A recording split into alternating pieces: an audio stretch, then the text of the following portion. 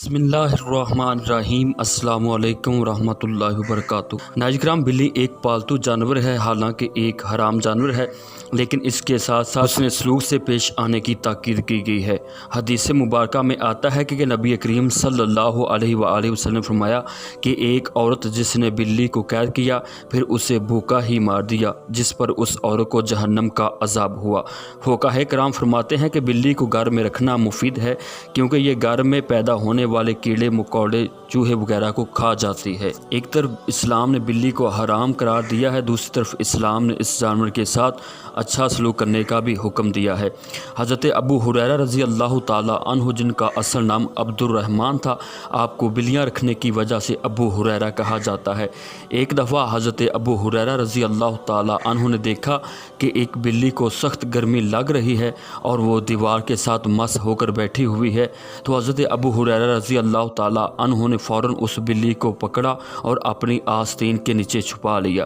اس سے پتہ چلتا ہے کہ گھر میں بلی کو رکھا جا سکتا ہے۔ تو ناظرین، سائنس نے بلی کے بارے میں حیران کن انکشافات کیے ہیں۔ سائنس کا ماننا ہے کہ بلی کو انسانی لمس بے حد پسند ہے۔ بلی کے لمس میں اللہ تعالیٰ عز و جل نے ڈپریشن کا علاج رکھا ہے۔ بلی کے بالوں میں خاص قسم کے بیکٹیریا پائے جاتے ہیں جو کہ انسانی ڈپریشن کو کم کرنے میں مدد دیتے ہیں۔ اس کے علاوہ بلی کی مونچھوں میں ایک بڑا راز چھپا ہے۔ ماہرین کہتے ہیں بلی کی مونچھیں ہی اسے سب کچھ بتا دیتی ہیں۔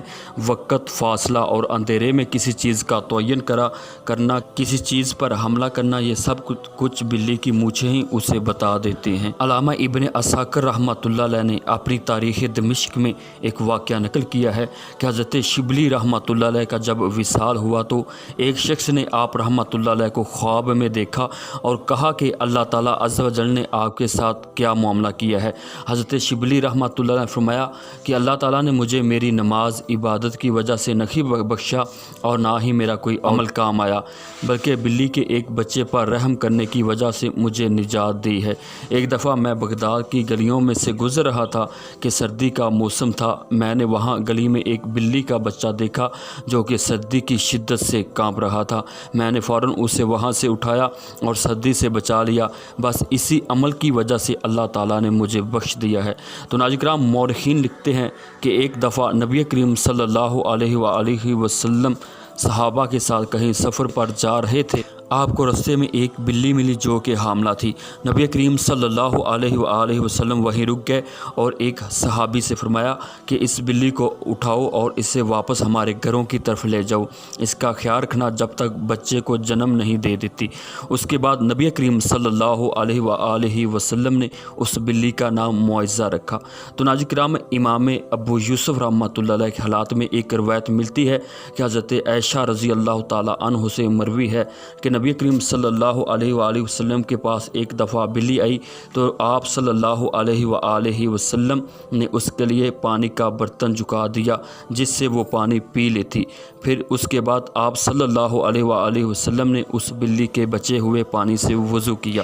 علامہ دمیری رحمۃ اللہ علیہ کا کہنا ہے کہ حضرت ابو الحسن رحمۃ اللہ علیہ فرماتے ہیں کہ بلی ایک پاک جانور ہے، اور اس کی دلیل حضرت ابو ہریرہ رضی اللہ تعالیٰ عنہ کی حدیث مبارکہ سے ملتی ہے۔ نبی کریم صلی اللہ علیہ وآلہ وسلم کی کچھ لوگوں نے دعوت کی، آپ نے دعوت قبول کی۔ جب ان لوگوں کے گھر کی طرف گئے تو آپ نے وہاں ایک کتا دیکھا اور اس دعوت کو قبول نہیں کیا۔ کسی نے عرض کیا، یا رسول اللہ صلی اللہ علیہ وآلہ وسلم، فلاں شخص کے گھر بلی ہے تو اس کے بارے میں آپ کیا فرماتے ہیں؟ تو آپ صلی اللہ علیہ وآلہ وسلم نے فرمایا کہ بلی ناپاک نہیں ہے، یہ تو تمہارے پاس آتی جاتی رہتی ہے۔ اس حدیث کو امام احمد، دارقطنی، امام حاکم اور امام بہقی رحمۃ اللہ علیہ نے روایت کیا ہے۔